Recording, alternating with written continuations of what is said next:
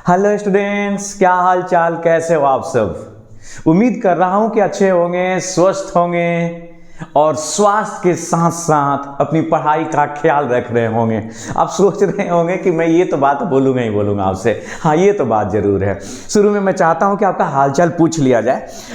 Students, 2018 वादे के मुताबिक हम लोग धीरे धीरे आगे बढ़ रहे हैं। धीरे धीरे क्या, एग्जाम के पहले टोटल समाप्त करना है।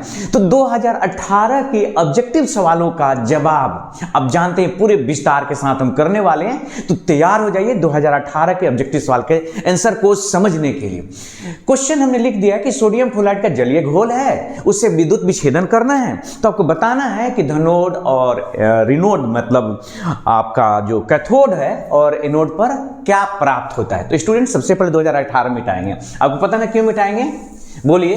क्योंकि हम आपको लिए चलना चाहते हैं कहां, 2022 में। स्टूडेंट, जरा समझने की कोशिश करते हैं। पहला क्वेश्चन है, आइए इसको विस्तार से समझें। यह एकदम घबराने की जरूरत नहीं है, एक सोल्यूशन है। इसमें आपने ले रखा है क्या चीज, तो इसमें आपने लिया हुआ है सोडियम फ्लोराइड है और पानी है साथ में। अब आप इससे विद्युत धारा प्रवाहित कर रहे हैं। तो स्टूडेंट, जरा समझिए, हमको यह पता लगाना है कि कैथोड पर क्या प्राप्त होगा और एनोड पर क्या प्राप्त, यही बात है ना। देखिए, तो सबसे पहले तो जाने कि Na सोडियम फ्लोराइड से जब विद्युत धारा प्रवाहित करिएगा तो टूट करके दे देगा Na और साथ में F-AQ। चलिए, यहां तक एकदम सब क्लियर है। उसके बाद इसमें तो पानी भी तो है ना, क्यों दोस्त। तो ये दे देगा आपको टूट करके, बोलिए H+ और OH, ये माइनस दे देगा। अब सोचिए जरा, ये AQ ही होगा, ये भी। अब क्या है कि जो कैटायन होते हैं, धनायन, वो कैथोड की ओर भागते हैं। कैटायन कहां भागेंगे, कैथोड की ओर। तो दोस्त, इस सॉल्यूशन में तो आपके पास कैथोड की तरफ जाने वाला एट कैथोड, आप समझिए कि दो चीज हो गया। क्या क्या, आप चाहेगा कि ये हाइड्रोजन H+ कैथोड पे भाग जाए, या चाहेगा कि सोडियम कैथोड पे भाग जाए। तो अब जरा समझिएगा, यहां पर मान लीजिए कि आपका ये कैथोड है, तो यहां पर H है, ये चाहता है इधर चल जाए, और साथ में सोडियम भी चाहता है कि यहां पर जाए। अब दोनों में रेस लगती है कि कौन पहले जाता है। तो जो पहले जाएगा वह उस पर जाके डिपॉजिट हो जाएगा, एकत्रित हो जाएगा, मुक्त हो जाएगा। तो आपको याद रखना है कि हाइड्रोजन आयन का जो कैथोड पर देखिए इलेक्ट्रॉन का त्याग करता है तो रिडक्शन होता है। तो जो हाइड्रोजन आयन का जो रिडक्शन पोटेंशियल होता है वह सोडियम से ज्यादा होता है। माने आप यूं समझ लीजिए कि कैथोड की ओर हाइड्रोजन H+ आयन और Na+ आयन की तरफ होड़ लगी कि हम भाग के हम पहले कैथोड के पास पहुंचेंगे तो हम पहुंचेंगे, और इसमें फास्ट वन हो जाता है हाइड्रोजन। और इसलिए कैथोड पर बेचारा अभी सोडियम रास्ते में रहता है, तब तक पहुंच गया रहता है कौन, हाइड्रोजन। तो याद रखिएगा कि कैथोड पर जो है ना, ये 2H+, 2 इलेक्ट्रॉन ले लेते हैं दोस्त, और ये H2 बनता है। तो ये तो क्लियर हो गया कि एक तो इसमें से H2 होगा। तो देखिए किसमें H2 है, तो आप देख रहे हैं तो 2 में H2 है। अब जरा देखते हैं कि एनोड पर क्या होगा। तो एनोड पर ऋणायन भाग के जाएगा। एनोड पे कौन जाएगा, ऋणायन, माने नेगेटिव चार्ज वाला। तो दोस्त, यहां भी एक समस्या हो गया, F- भी नेगेटिवली चार्ज है और OH- भी नेगेटिवली चार्ज है। अब ये दोनों होड़ लगाएगा कि कौन भाग करके जाए। तो आप ये जानिए, इस दोनों के होड़ में विजेता होता है OH-। तो ये कैसे होता है, तो देखिए जरा, ये 4O, ये एनोड पर, एट एनोड कहते हैं इसको, आप याद रखेंगे इसको, एनोड पर। तो OH, 4OH-, ये बदल जाता है दोस्त O2 में, और साथ में 2H2O। तो इसका मतलब हुआ कि एनोड, ये तो H2O पानी में, ये तो पानी है, उसमें था ही, फ्लोरीन आयन उसी में रह जाएगा, इसमें फ्लोरीन आयन मौजूद रहेगा। साथ में इसमें H2O ही है, Na+ भी रहेगा, देखिएगा जरा ध्यान से। तो ये क्या प्राप्त हुआ, O2 प्राप्त हुआ। तो इस तरह से आपको कैथोड पर मिला H2 और एनोड पर मिला कौन सी, O2। अब देखिए H2 और O2 कहाँ है, तो इस तरह का सही जवाब है D। एक बार फिर से मैं बता देता हूं, आपको ध्यान से सुनिए, कोई जल्दीबाजी की जरूरत नहीं है। इस तरह का एक सवाल बन जाएगा, कई सवाल बन जाएंगे।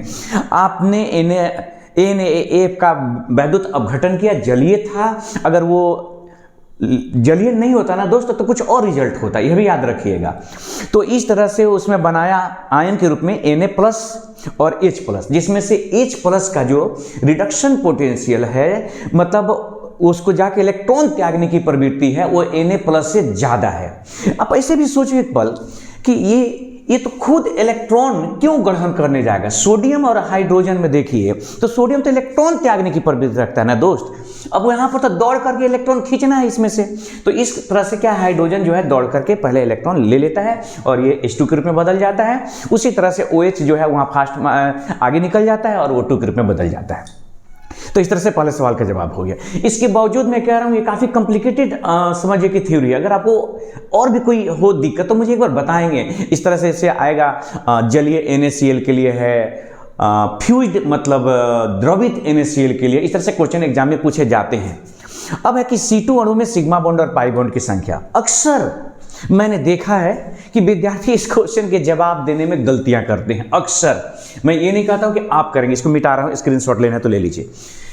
क्या गलतियां करते हैं, तो C2 अणु में दोस्त डबल बॉन्ड होते हैं, और डबल बॉन्ड का आप तो मतलब ये निकालते हैं कि एक सिग्मा और एक पाई, या धड़ से आप जाकर टिक लगा दें कहां, एक सिग्मा और एक पाई A, और वो गलत हो जाएगा। ये आप जानिए कि C2 अणु में डबल बॉन्ड हैं जरूर, लेकिन अपवाद स्वरूप वह दोनों अणु जो हैं पाई बॉन्ड हैं। मैं आपको दिखाना चाहता हूं, मेरा मन नहीं मार, मैं तो सोच रहा हूं कि टिक लगा दूं कि सिर्फ 2 पाई बॉन्ड हैं, लेकिन आपको जैसा मैं हमेशा कहता हूं कि मैं एक्सप्लेन करना चाहता हूं कि आप केवल रटे नहीं। देखिए C2 कितने इलेक्ट्रॉन हो गए, 6 दूनी 12 हो गया ना, sigma 1s2, sigma star 1s2, उसके बाद sigma 2s2, sigma star 2s2, pi 2px equal to pi 2py। Students आपको याद होगा कि जो किसी अणु का इलेक्ट्रॉनिक कॉन्फ़िगरेशन इस तरह से लिखा जाता है, और कार्बन के अंतिम 4 इलेक्ट्रॉन जरा देखिए कहाँ है, पाई में। एकदम वो तोड़ जवाब देना है कि क्यों इसमें केवल 2 पाई है। कार्बन के बीच में यहाँ पर C2 में डबल बॉन्ड जरूर है, लेकिन दोनों बंधन पाई बॉन्ड है। आप देख रहे हैं ना, लास्ट का चारों जो इलेक्ट्रॉन है वो कहाँ है, तो पाई के लिए है ना दोनों। और इस तरह से इस क्वेश्चन का जवाब होगा सिर्फ और सिर्फ 2 पाई। कोई कंफ्यूजन नहीं रहना चाहिए, यह एक एक्सेप्शन है, याद रखिएगा। नहीं तो अक्सर सिंगल बॉन्ड सिग्मा होता है, डबल बॉन्ड में 1 सिग्मा और 1 पाई होता है, और ट्रिपल बॉन्ड में 1 सिग्मा 2 पाई होता है। लेकिन यह एक एक्सेप्शन है, गैसियस फॉर्म में पाया जाता है, वेपर के फॉर्म में ही C2 अणु पाया जाता है। अच्छा, एक बात मैं अगर आपसे पूछूं कि ये डायामैग्नेटिक है या पैरामैग्नेटिक, मतलब अनुचुंबक है प्रतिचुंबक है, तो देखिए सब में सभी इलेक्ट्रॉन पेयर है ना, और इलेक्ट्रॉन जब पेयर होते हैं ना दोस्त तो उसको डायामैग्नेटिक कहते हैं। क्या कहते हैं, डायामैग्नेटिक कहते हैं भाई। आइए जरा तीसरे क्वेश्चन के लिए, और तीसरे क्वेश्चन के जवाब मैं यहां पर दे देता हूं, आप ध्यान से देखिए। अपना हाल आप बताएंगे मुझे, आप लोग नहीं बताएंगे तो मत बताइए, एग्जाम के टाइम में हम लोग समझेंगे। देखिए ये अल्कीन दिया हुआ है, और आपको बताना है जलांशन का दर, अम्लीय जलांशन माने जब H2O से रिएक्शन करेगा, H2O माने जल से, तो कौन फास्ट करेगा। तो दोस्त मैं यहीं पर समझाना चाहूंगा, जरा देखिए ध्यान से। अगर ये इसको तीसरा का यहां लिख रहा हूं, ये देखिए जरा, ये CH3 है, ये एक बॉन्ड टूटा, ये माइनस हुआ, और यहां पर मान लीजिए कि ये प्लस आया, तो ये 3 डिग्री का कार्बोकेटायन हुआ ना। ये कितना डिग्री कार्बोकेटायन, 3 डिग्री का। और 3 डिग्री का जो कार्बोकेटायन होता है वो मोस्ट स्टेबल होता है, और जो जितना ज्यादा स्टेबल कार्बोकेटायन बनाएगा वो उतनी ही फास्ट जलांशन की क्रिया करेगा।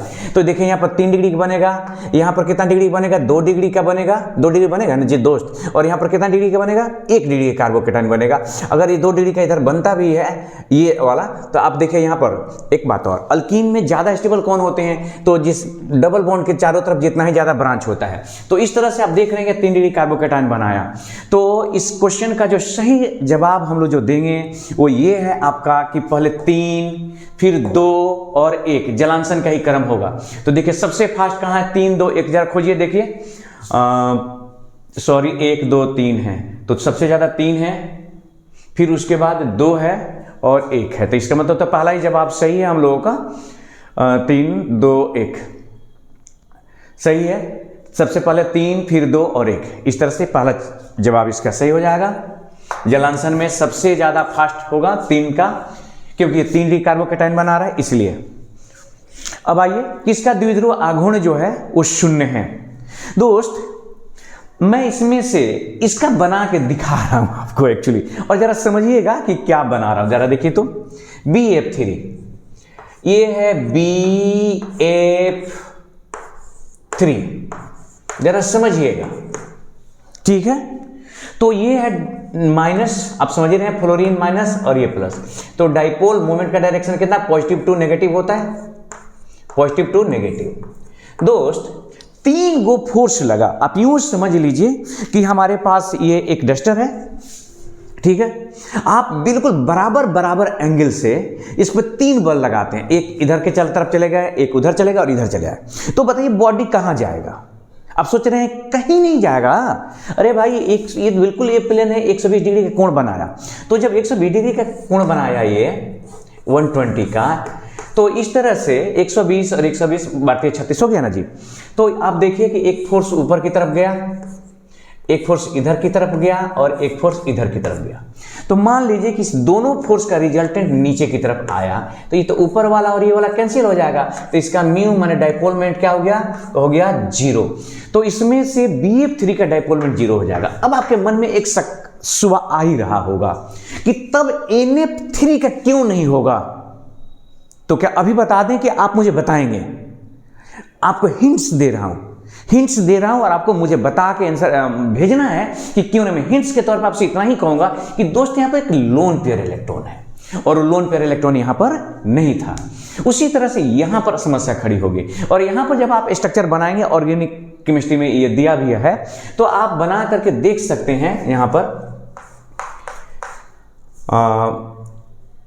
कि यहां पर क्या वाकई 0 होगा कि नहीं होगा। आपको खुद पता चल जाएगा कि नहीं होगा, डाइपोल मोमेंट 0 वहां पे नहीं होगा। तो इस क्वेश्चन का सही जवाब है BF3 बोरॉन ट्राइफ्लोराइड। उसके बाद है LiCl NaCl KCl के विलयन का अनंत अंतः पर समतुल्य सुचालकता का सही क्रम। दोस्त मैं एक थ्योरी बोला हूं, ध्यान से सुनिएगा। अनंत तनुता पर समतुल्य सुचालकता का क्रम, किसी अगर ये आयन, अगर सभी में जो धनायन है उसका आकार जितना बड़ा होगा उसकी सुचालकता उसमें उतनी ही अधिक होगी। धनायन का आकार जितना बड़ा होता है ना, उसके साथ जल के अणु उतने ही कम जुड़ते हैं। और जब जल के अणु कम जुड़ेंगे, आप यूं समझ लीजिए कि कोई व्यक्ति है, उसके साथ 2 गो झोला है, कोई व्यक्ति उसके साथ 5 गो झोला है और दोनों को चलना है, तो कौन फास्ट चलेगा? जिसके पास 2 ही झोला है। तो धनायन का आकार जितना ही बड़ा होता है वो जल के अणु उसके साथ उतने ही कम चिपकते हैं, और जब कम चिपकता है तो देर रफ्तार भागता है विलयन में। तो आप इस थ्योरी के आधार पर पता लगाइए तो कि जो मिटा रहा हूं, आपको नोट करना है तो नोट कर लीजिए कि इसमें धनायन का आकार, मैंने जो कैटायन है, धनायन मतलब कैटायन, वो किसका आकार बड़ा है? तो कौन कौन आपको मॉलिक्यूल से दिया गया? LiCl। आइए, LiCl टूटेगा, Li प्लस Cl माइनस।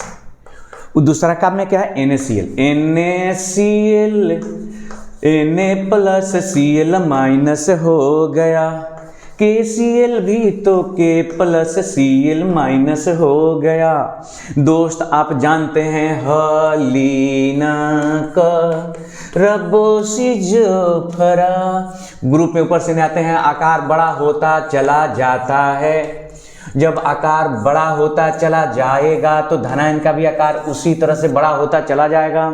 तो आकार में देखिए यहाँ पर 3 गो है, तो सबसे बड़ा आकार किसका है? पोटेशियम का, उसके बाद सोडियम का, उसके बाद किसका है? लिथियम का। तो आकार जितना ही बड़ा होगा उसका जो है अनंत अंतः पर समतुल्य चालकता उतनी ही ज्यादा होगी। तो क्या हम नहीं आंसर बताएंगे तो आप टिक नहीं लगाएंगे? आप टिक लगा लीजिए। अक्सर इस तरह के क्वेश्चनों में मैं गलती से गलत टिक लगा देता हूं। तो देखिए सबसे पहले KCl कहाँ है? KCl किसमें फर्स्ट है भाई? तो इसमें LiCl है, दूसरा का में KCl है, NaCl, हाँ यही है। आप एक बार देख लेंगे, याद रखिएगा कि कैटायन जो है उसका साइज जितना बड़ा होगा उसका समतुल्य चालकता, इक्विवेलेंट जो कंडक्टिविटी है, कंडक्टेंस है, उतना ही ज्यादा होगा। आइए नेक्स्ट क्वेश्चन पे विचार करते हैं दोस्त। ROH मैंने अल्कोहल दिया गया है और C2N2 दिया हुआ है। इस प्रक्रिया में निकलने वाला समूह क्या है, कौन सा पदार्थ निकलेगा? तो एक बार मिटा दें। नाम तेरा लिख लिख के मिटाते हैं। यहां पर देखिए ये हो गया, ऐसे होगा ROH, ठीक है। CH2 सॉरी ये होता है आपका CH2N2 है।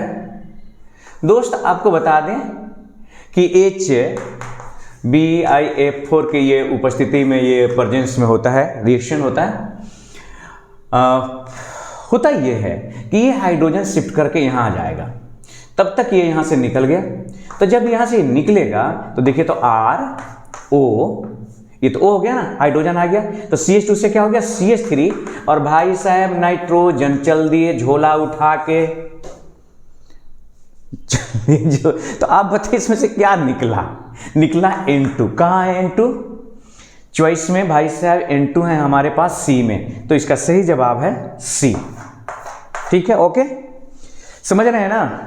उसके बाद है सिलिकॉन एवं हाइड्रोजन क्लोराइड की प्रक्रिया से क्या प्राप्त होता है? एक बेहतरीन सवाल है, मजा आ जाएगा आपको इसको समझ करके।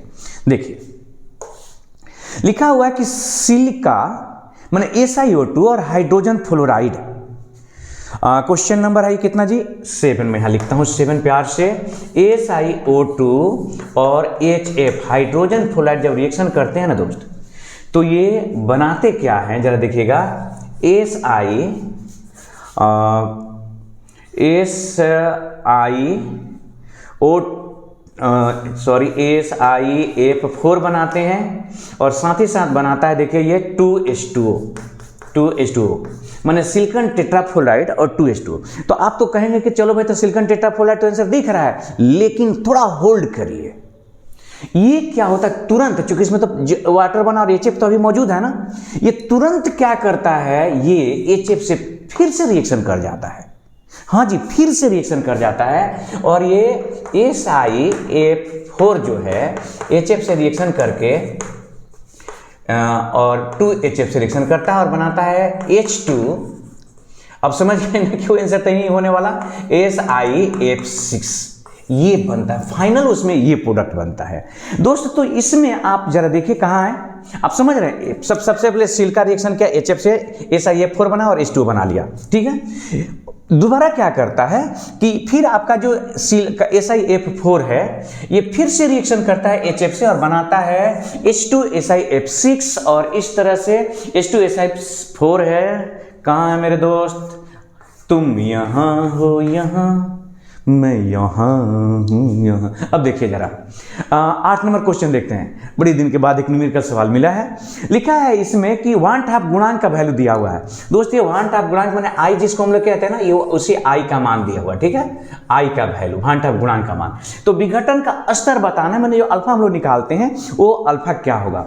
तो इसको जल्दी से स्क्रीनशॉट लीजिए, हम बना दें आपके लिए। और फिलहाल आप लोग जब तक कुछ बताइए, क्या हाल चाल, क्या चल रहा है आजकल आप लोग के लाइफ में? सब बढ़िया चल रहा है ना?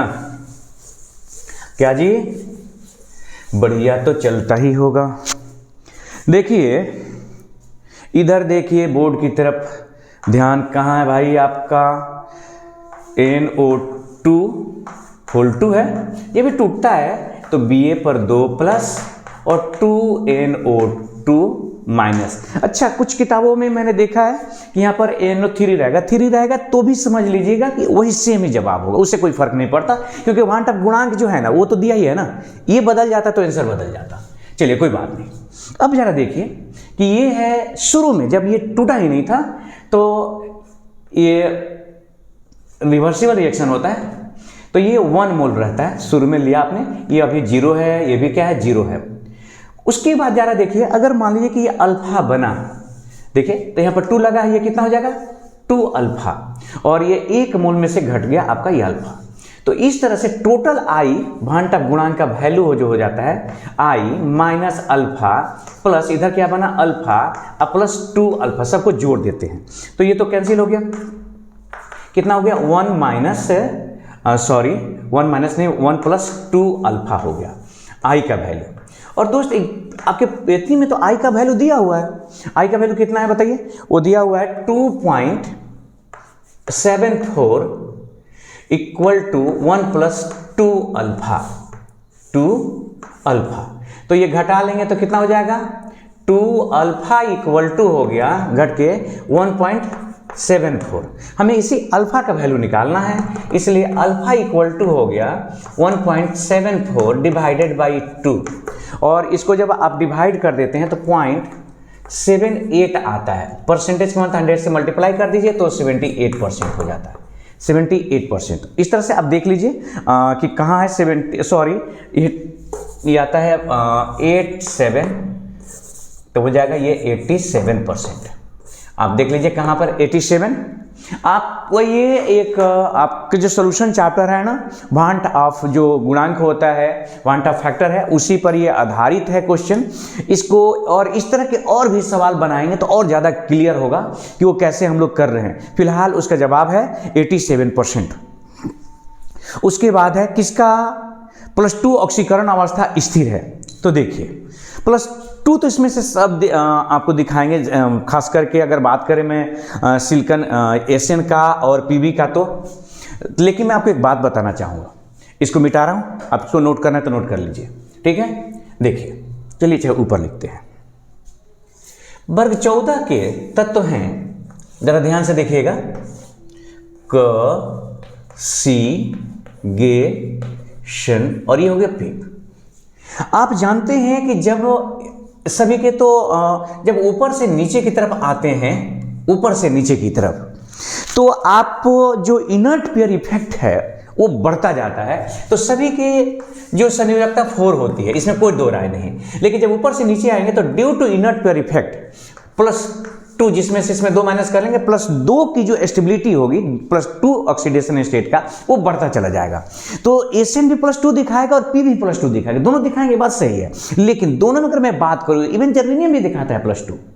तो अगर बात करें कि ज्यादा मोस्ट स्टेबल कौन है, तो जब किसी भी ग्रुप, पी ब्लॉक के किसी भी ग्रुप पे बात लागू कर सकते हैं, एकदम जनरल कंसेप्ट है, याद रखिएगा।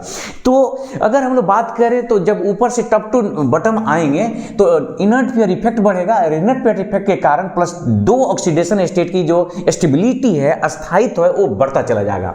इसका मतलब इन सब में +2 कौन दिखाएगा, पीवी दिखाएगा। और इस तरह से यहां पर जवाब है डी, पीवी। तो इसका सही जवाब आपने ये समझा। और यार ये जो 10 नंबर क्वेश्चन है, मैं जब क्वेश्चन लिख रहा था तो मैं सोच रहा था कितनी बार हमसे बनवाइएगा आप लोग। किसका आकृति चतुष्फलक है, तो यार हाइब्रिडाइजेशन निकाल लेंगे, हाइब्रिडेशन निकालेंगे, और जिसका हाइब्रिडेशन sp3 होगा उसका क्या होगा, आकृति चतुष्फलकीय होगा। और एक बार नहीं कई बार हमने निकाल करके दिखाया आप लोग अलग अलग वीडियो में कि इसकी आकृति क्या होती है। जो हाइब्रिडेशन निकालते हैं वो होता है sp3। तो जब हाइब्रिडेशन sp3 हो गया तो इसका मतलब क्या हो गया, इसका भी निकाल करके हमने आपको दिखाया था ना, ये होता है DsP2 होता है।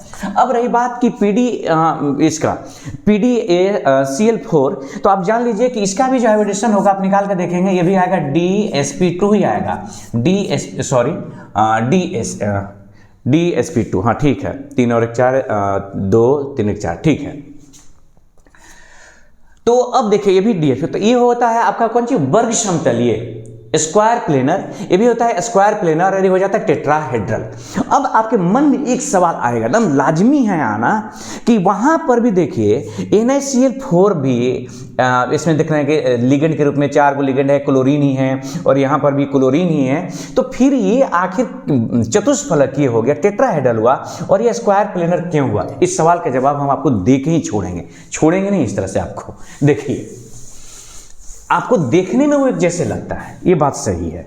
NiCl4 2-, इसमें भी D में 8 इलेक्ट्रॉन होते हैं। उसी तरह से PdCl4 2-, इसके भी D में 8 इलेक्ट्रॉन होते हैं। दोस्त, ये जो होता है पैरामैग्नेटिक नेचर का होता है। इसका मतलब कि जरूर इसमें ऑन पेयर इलेक्ट्रॉन होगा।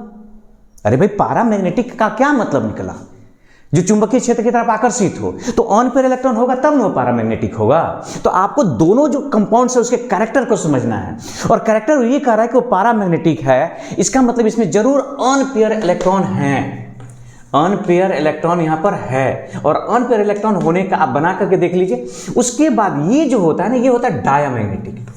डायामैग्नेटिक ये कंपाउंड जो होता है ये पारामैग्नेटिक है, पारामैग्नेटिक, और ये कंपाउंड कैसा है तो डायामैग्नेटिक। तो डायामैग्नेटिक का क्या मतलब निकल के आता है? डायामैग्नेटिक का मतलब ये निकल के आता है इसमें अनपेयर इलेक्ट्रॉन बचे ही नहीं। जब अनपेयर इलेक्ट्रॉन नहीं बचते हैं तब उस कंडीशन में ये जो होता है डी का एक जो दो गोल यहाँ पर जो खाली भर गए, इसका मतलब इसका कंडीशन अगर बनाएंगे कब, जरा देखिए आप एक बार बड़ा समझ लीजिए, 1 2 3 4, ठीक है। तो अनपेयर इलेक्ट्रॉन नहीं बचेगा कौन कंडीशन में भाई? 8 गो इलेक्ट्रॉन है, 1 2 2 4 2 6 2 8, जरा देखिए एक वो यहाँ बचा ना, यहाँ पर सामने रहता है एस, यहाँ पर एस, और यहाँ पर सामने रहता है पी का, पी का 3 गो का रहेगा। तो एगो डी में एगो एस का और पी का 2 गो ले लेता है, और इस तरह से DsP2 बनाता है। DsP2 का मतलब क्या हो गया? ये हो गया आपका स्क्वायर वर्ग समतलीय हो जाता है। तो याद रखिएगा इस चीज को कि दोनों आपको देखने में बेशक एक जैसे लगते हैं, लेकिन ये पारामैग्नेटिक नेचर का है, ये प्रूव करता है कि इसमें अनपेयर इलेक्ट्रॉन हैं, और ये डायामैग्नेटिक नेचर का होता है, ये प्रूव कर रहा है कि इसमें अनपेयर इलेक्ट्रॉन नहीं है, और अनपेयर इलेक्ट्रॉन 8 गो इलेक्ट्रॉन में इसी शर्त पर नहीं होगा। इसका मतलब कि ये स्क्वायर प्लेनर होगा, और ये क्या होगा? टेट्राहेड्रल होगा। और इस तरह से इस क्वेश्चन का सही जवाब अब आगे जब आएगा ना तो हम छोड़ देंगे, आगे अगर किसी मिलता है तो उसको हम छोड़ देंगे। आप यार कितना बार बनवाइएगा आप हमसे, हम निकाल कर दिखाए भी हैं, पीछे वाला वीडियो आप देख सकते हैं कि कैसे उसका sp3 होता है, कैसे इसका जो, अच्छा यहाँ तो ये लिगेंड ही बहुत स्ट्रॉन्ग है इसलिए पेयर कर देता है। इस तरह से स्टूडेंट्स ये था 2018 क्वेश्चन। नेक्स्ट जो है इसके आगे की बात जो हम लोग करेंगे एक नेक्स्ट वीडियो में करेंगे। तब तक अपना ख्याल रखिए, हंसते रहिए, मुस्कुराते रहिए, और हाँ कोशिश करिए कि आप लाइक करें, शेयर कर दें, आपकी मर्जी हो तो, नहीं तो छोड़ देना। इसमें नहीं मैं नहीं कहूँगा कि आप करें। हाँ आपको लगता है कि सब ठीक ठाक चल रहा है, अच्छा है, तो इतना तो कर ही देना चाहिए।